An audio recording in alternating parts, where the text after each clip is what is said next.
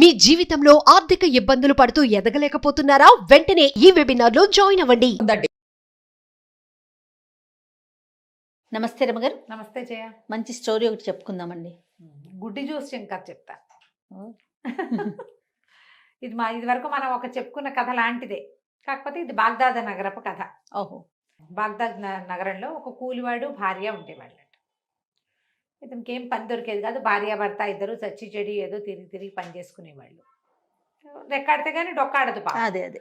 ఆ బాగ్దాద్కి చుట్టుపక్కల ఏదో చిన్న పల్లెటూళ్ళలో ఉండేవాళ్ళు. ఈ ఊళ్ళో పొట్టపోసుకోవడం కష్టంగా ఉందని బాగ్దాద్కి వెళ్ళిపోదాం అనుకున్నారు. పిల్లలు లేరు వాళ్ళకి. సరే, మొగుడు పెళ్ళాం ఇద్దరు కలిసి ఆ బాగ్దాద్ నగరంలో పనుల కోసం అటు ఇటు తిరుగుతూ ఉండేవాళ్ళు. ఆ తిరుగుతున్న క్రమంలో ఓ 3-4 రోజులు వీళ్ళని గమనించిన ఒక పెద్ద మనిషి అడిగాడు, ఏమిటో నాయన రోజు తిరుగుతున్నారు మీరు, ఏమిటి అని అడిగితే, బాబు ఏం పని లేదండి, పని కోసం తిరుగుతున్నామండి అంటే, ఏదైనా వృత్తి చేసుకోరాదు అన్నాడు ఆయన. ఏ వృత్తి చేసుకోవాలో తెలియదండి, తెలియటం లేదు, ఇదేమో పెద్ద ఊరు అయిపోయి మేమేమో కొత్త వాళ్ళము అనేసరికి, దానిదే ఉంది, సామాన్లు ఉంటాయి కదా, గొడ్డలు చేత్తో పుచ్చుకుని సుంకాల కచేరీ అంటే ఇప్పుడు ట్యాక్సులు వసూలు చేసేందుకు ఒక ఆఫీస్ ఉంటుంది. బయట ఊరు నుంచి ఆ ఊరు లోపలికి వచ్చారనుకో, వాళ్ళ దగ్గర అక్కడ ట్యాక్సులు వసూలు చేస్తారు. కొన్ని బళ్ళు డిస్మాంటిల్ చేసేసే బళ్ళు ఉంటాయి అక్కడ, ముక్కచక్కా తీసేస్తారు, పేళ్ళేసేస్తారు వాటిని, ఊరికే తాత్కాలిక బళ్ళు. తర్వాత అవి జరుపుకు రావడానికి కొన్ని రకాల ఇవి కూడా బాక్సులు లాంటివి వస్తాయి. అదే మన బాక్సులు అట్టపెట్టెల్లో వస్తున్నాయి కదా మనకి, ఇది వరకు చెక్కపెట్టెల్లో వచ్చాయి. ఆ చెక్కపెట్టెలన్నీ పేళ్ళేసేస్తారు.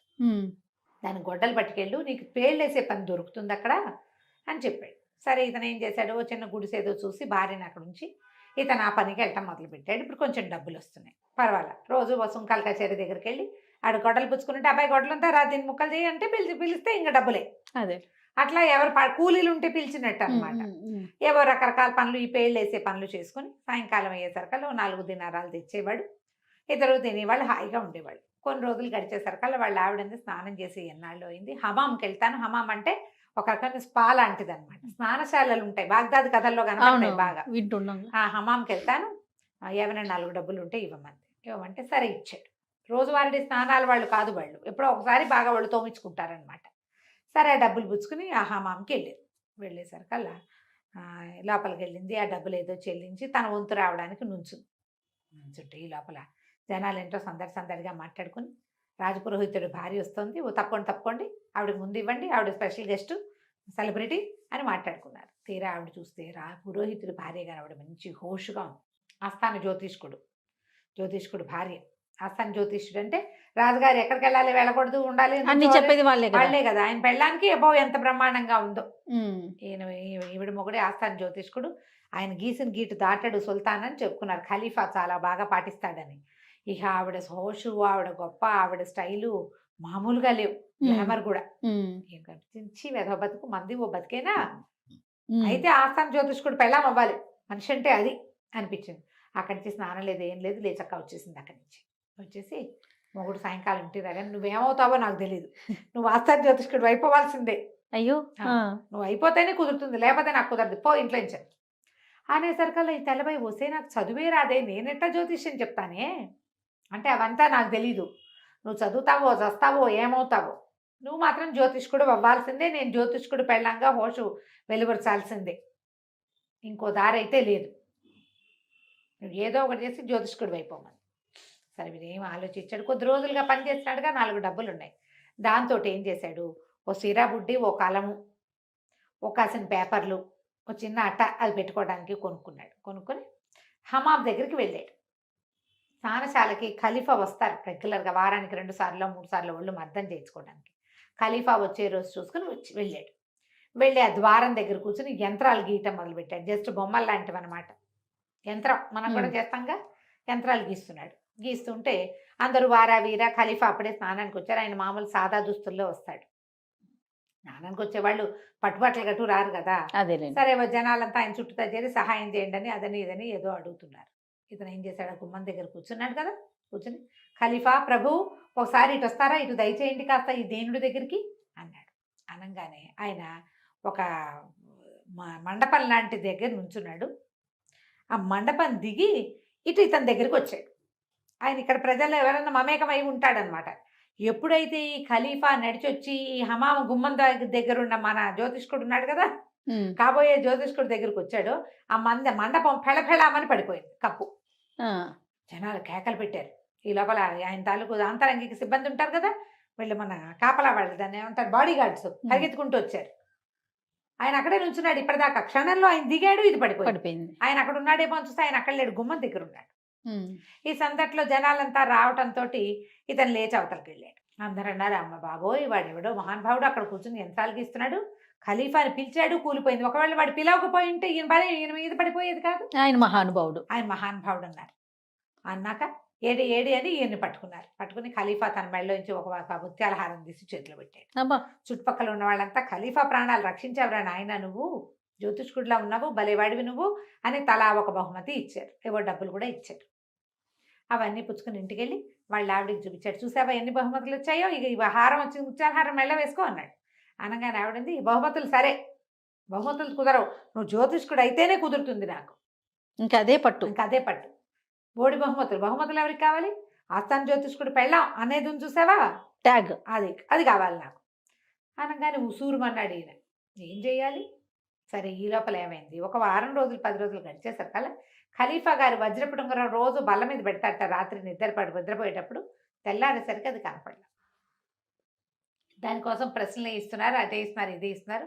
ఈ స్నానశాల వాడు ఒకడు, స్నానశాలలో ఆయనకి రెగ్యులర్గా పరిచయమైన ఒక సంపన్న గృహస్థు రాజుగారిని ఖలీఫాని చూడబోయి, ఏమిటో విషాదంగా ఉన్నారు, విసుగ్గా ఉన్నారు. ఏమిటంటే, వజ్రపు ఉంగరం పోయింది, మా తాతల నాటిది, అదే నాళ్ళ నుంచో నేను రాత్రిపూట బల్ల మీద పెట్టేవాడిని, ఎందుకో పోయిందన్నాడు. అనేసరికాలు దాందే ఉంది, మీరు ఆ రోజున హమాములు మీ ప్రాణాలు రక్షించిన జ్యోతిష్కుడు ఉన్నాడు కదా, అతన్ని పిలిస్తే ఏమైనా సమాధానం చెప్తాడు, జ్యోతిష్కులు ఇలాంటివి చేస్తారన్నాడు. ఆస్థాన జ్యోతిష్కుడు ఉన్నాడు, ఆయన ప్రయత్నం చేశాడు, ఆ ఉంగరం ఎక్కడుందో ఆయన కనిపెట్టలేకపోయాడు. దొరుకుతుందని కనిపిస్తోంది, ప్రశ్నిస్తే ఎక్కడా ఏమిటి తెలియదు. అక్కడి నుంచి ఏం చేశారు, ఓ 4 భటుల్ని పంపించారు. ఆస్థాన జ్యోతిష్కుడిని అక్కడ వదిలేసి ఈ కొత్త జ్యోతిష్కుడిని, మందిరం కూలినప్పుడు తన్ని పిలిచిన వాడిని పిలిచారు, కూలివాడిని పిలిచేసరికి పిలిస్తే లోపలికి వచ్చాక, బాబు నా ఉంగరం పోయింది, మీరేమైనా కనిపెట్టగలరా అంటే, ఎక్కడి నుంచి కనిపెడతాడు, చాలా పరిదీన వదనంతో ఇతను 2 రోజులు సమయం ఇవ్వండి నాకు అన్నాడు. అలాగే అని ఈయన అన్నాడు, 2 రోజులు మీ ఇంటికి వెళ్ళి ఏం చేస్తావు, హాయిగా భవనంలో ఉండు, ఖలీఫా భవనంలో ఉండని అతనికి ఒక రూమ్ కేటాయించారు. ఆ రూము వాకిట్లో ఒక అవతల రూమ్కి బయట ఏ గది అయితే ఇచ్చారో ఆ గది కిటికీకి అవతల ఒక పెద్ద సరస్సు, అందులో కాసిన బాతులు ఉన్నాయి. అవి రోజు ఇట్లా రాజభవనం వైపుకి నడిచొస్తాయి. ఇక్కడ ఏమైనా తిండి పెడితే అవి తిని ఇక్కడే కాసేపు అట్ట తిరిగి నీళ్ళు కావాల్సి వచ్చినప్పుడు మళ్ళీ సరస్సులోకి వెళ్తుంటాయి. ఓకే. ఇది నా కిటికీలోంచి చూస్తూ కూర్చున్నాడు. నేను ఎట్లా కనిపెడతాను, నా బొంద, నా పెళ్ళానికో పెచ్చ, వీళ్ళకో వెర్రి, అంతే కదా, తనకేం తెలుసు? నాకేం తెలుసని అటా చూస్తూ ఉంటే గుంపుగా బాతులు రావటం, గుంపుగా బాతులు వెళ్ళటం చూశాడు. 2 పూటలు చూస్తే ఆ బాతుల గుంపులో ఒకటి చచ్చి చెడి నడుస్తుంది, దాని కాలు ఒకటి విరిగిపోయింది, కుంటి కాలు.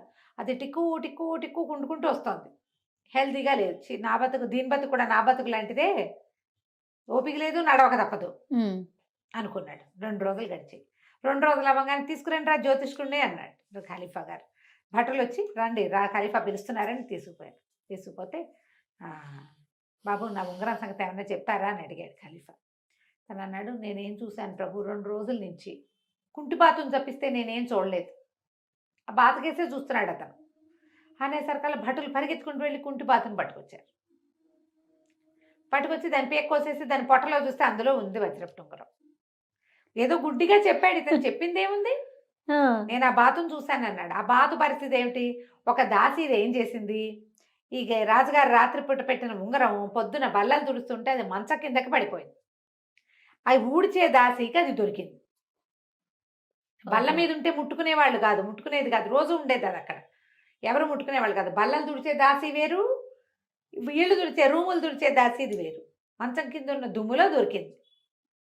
ఆ ఉంగరాన్ని ఏం చేసింది, ఎక్కడా దాచలేక ఈ బాతుల్లో ఒక దాన్ని పట్టుకుని దాంతో మింగించేసి ఆ బాతుల్లో తను గుర్తుపట్టడానికి వీలుగా దాని కాలు ఒకటి విరిచేసింది. దాంతో అది కుంటుకుంటూ ఆ పొట్టలో ఉంగరం చేరేసరికి ఫారిన్ బాడీ ఉంటే అది ఏమి ఈజీగా ఉంటుంది, అది పాపం ఈడ్చుకుంటూ తిరుగుతుంది. ఎప్పుడైతే బాత అన్నారో వెంటనే కోసేసారు దాన్ని. కోసేసరికి ఇంకేముంది, బంగారు బాత గుడ్డులాగా దాని పొట్టలో ఉంగరం దొరికింది. రాజుగారు ఆశ్చర్యపోయారు, ఎంతో సంతోషించారు, బోళ్ళని బహుమతులు ఇచ్చారు. మన కూలివాడు ఆ బహుమతులన్నీ మోసుకుంటూ ఇంటికి తీసుకుపోయాడు. ఇది చూడు అది చూడు అది చూడు అని అన్ని చూపించాడు. ఇవన్నీ గిఫ్ట్లు, నీకు పదవి వచ్చిందా రాలేదా అని అడిగింది ఆవిడ. ఉమ్. బాగుందిగా, చాలా బాగుంది. ఆస్థాన జ్యోతిష్కుడు అయి తీరాలి నువ్వు. అయ్యింది అవలా ఇంకా లేదా? ఎక్కడ అయ్యాడు? బహుమతులు ఇచ్చారు. అంతే. ఆ, ఆ. చిచ్చి బహుమతులు కాదు, నాకు ఇవన్నీ పనికిరావు, నువ్వు ఆస్థాన జ్యోతిష్కుడు అవ్వాల్సిందే అని చెప్పేసరికి ఇతను చాలా దీనంగా ఉన్నాడు. ఏం చేయాలో తెలియటలా. ఏదో కాకతాళీయంగా అది, కాకతాళీయంగా ఇది అయ్యింది. జ్యోతిష్యం మనమేం చెప్తాం. ఉమ్. సరే ఏం చేశాడు, రాజుగారి దగ్గర, ఖలీఫా దగ్గరికి లోపలికి వెళ్ళడానికి తనకు అనుమతులు ఏర్పడ్డాయి. ఉమ్. 2 సార్లు మరి రాజుగారి తాలూకు ఇవి అవసరాలు తీర్చాడు కదా, యాక్సెస్ వచ్చేసింది. యాక్సెస్ వచ్చింది. సరే లోపలికి వెళ్ళాడు. వెళ్ళినప్పుడు బాబు రండి, ఏం చేయిప్స్ పెట్టమంటారు మీకు అని అడిగాడు ఆయన. నాకు ఆస్థాన జ్యోతిష్కుడు పదవిస్తారండి అన్నాడు. అనేసరికల్లా ఆయన బాగా ఆలోచించాడు. వీడు 2 విషయాలు చెప్పాడు. సరే వీడేం చదువుకున్న వాడిలాగా లేడు. ఆలోచించి ఖలీఫా వాడు ఎవడో వస్తున్నాడు సైనికుడు చూడండి అన్నాడు. ఒక సైనికుడు ఒక సంచి ఏదో పుచ్చుకొస్తున్నాడు, దాన్ని ఇట్లా సంకలో పెట్టుకున్నాడు. ఏదో వస్తువు తెస్తున్నాడు. ఉమ్. వాడి సంచిలో ఏముందో చెప్పండి అన్నాడు. ఉమ్. గుటుక్కుమన్నాడు వీడు. గతుక్కుమన్నారు, భయం వేస్తుంది. అంతేగా. వాడి సంచిలో ఏమున్నాయో అనేసరికల్లా ఖలీఫా నేనేం చెప్పను ప్రభు, నేనేం చెప్పగలను. ఊరికే మీరు నా దగ్గరికి వస్తే ఏదో గోడు వెళ్ళబోసుకుందామని ఖలీఫా ఒకసారి ఇక్కడికి నా దగ్గరికి రండి, దీని దగ్గరికి అని పిలిచాను. మీరు గట్టు దిగేసరికి మంటపం కూలిపోయింది, మీ ఉంగరం పోయింది. నేను ఆ బాతుల కేసు చూస్తూ, ఆ కుంటి బాతు ఏమిటో దీనికి జబ్బుగా ఉన్నట్టుందని దాని కేసు చూస్తే అందులో ఉంగరం దొరికింది. ఈ కుందేలు ఎంత తప్పించుకున్నా వేటగాడి చేతే కదండి చిక్కుతుంది. నేనట కుందేలు లాంటి వాడిని అన్నాడు. అనగానే ఆ భట్టుడి దగ్గరకు వచ్చాడు. ఏముందిరా నీ సంచిలో అని అడిగాడు. కుందేలు పిల్ల ప్రభు, నేను అబ్బాయి గారికి నా ఇష్టమని తీసుకొచ్చానని కుందేలు తీసి బయట పెట్టాడు. వీడు కుందేలు పదని చెప్పాడు కదా. అదే అదే నేను కుందేల్ని, నేను వేటగాడికి దొరికేశాను మీకని చెప్పాడు. కుందేలు చూడగానే రాజు ఆశ్చర్యపోయాడు. ఖలీఫా అరే, సంచిలో కుందేల్ని ఎంత నర్మగర్భంగా చెప్పాడు జ్యోతిష్కుడు. శభాష్, నీకు ఉద్యోగం కావాలి అంతే కదా. సరే నువ్వు ఇవాళ నుంచి ఆస్థాన జ్యోతిష్కుడు గుంపులో నువ్వు కూడా ఒకటివి. బాగుంది. 3 విషయాలు ఇంత బాగా చెప్పినందుకు ఎప్పుడైనా అవసరమైన వచ్చినప్పుడు నీతో మాట్లాడతాను. హాయిగా నువ్వు జ్యోతిష్య పదవిని అలంకరించి మాతో పాటు ఉంటూ మమ్మల్ని ఆనందింపజేయన్నాడు. వెంటనే ఆస్థాన జ్యోతిష్కుడు ఉద్యోగం ఇచ్చేసారు. చాలామంది ఉన్నారు, ఒక 6-7 అక్కడ. అందులో ఈయన కూడా జ్యోతిష్కుడు అయ్యాడు. ఈయనకో భవనం కేటాయించారు. వాళ్ళ ఆవిడని తెచ్చి ఇందులో పెట్టారు. అప్పటి నుంచి ఈవిడ కూడా చక్కగా అలంకారం చేసుకుని హమాంకి వారం వారం స్నానానికి వెళ్ళేది. ఆస్థాన జ్యోతిష్కుడు భార్య వచ్చిందని జనాలందరూ పక్కకి తప్పుకునేవాళ్ళు. ఆమె ఏదైతే కోరుకుందో అది జరిగింది. చూసావు, లోపల గట్టిగా కోరుకుంటే ఇలాగే ఎలాగోలాగా అయిపోతాయి. ఇవన్నీ కథలేనండి. అంతే. భగవంతుడు మన ప్లాన్ ఒకటి, మాస్టర్ ప్లాన్ ఏముంటుందో మనకు తెలియదు. అంతే. కథ కంచి మనం ఇంటికి. బాగుంది రమ్మ గారు. నమస్తే. నమస్తే.